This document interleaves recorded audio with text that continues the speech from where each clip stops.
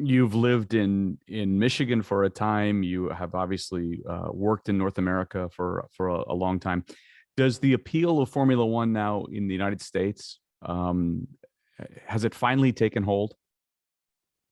Because there's been a Yeah, it lot of looks like. fits and starts in the past.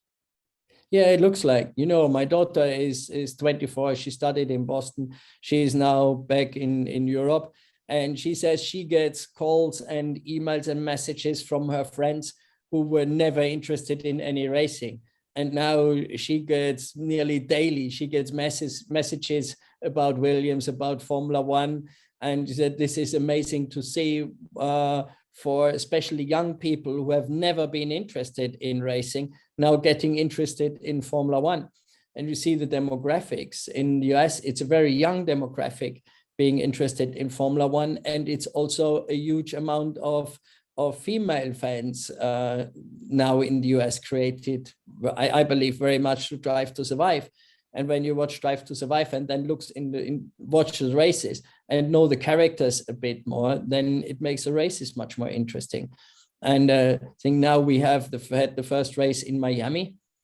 Yeah, it was outstanding for the first time. Was really fantastic. Next year, it's Las Vegas will be added, and we have Austin, and we have Montreal and Mexico. So there are 5 races within US, Canada, and Mexico. And I think there is more interest in cities to have a Formula One race as they see what business it brings for 1 week into the cities to have a Formula One race.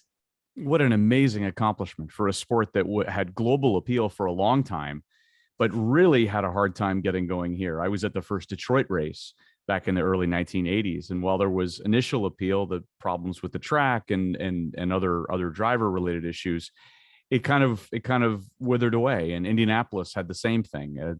They attempted it, and again it failed. But now, as you say, it's taken hold.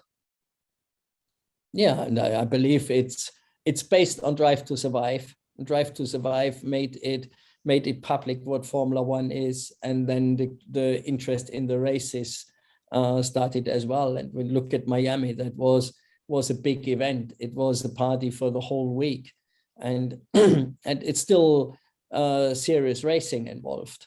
And I think this combination is very attractive to people and also to young people, what it was not really before.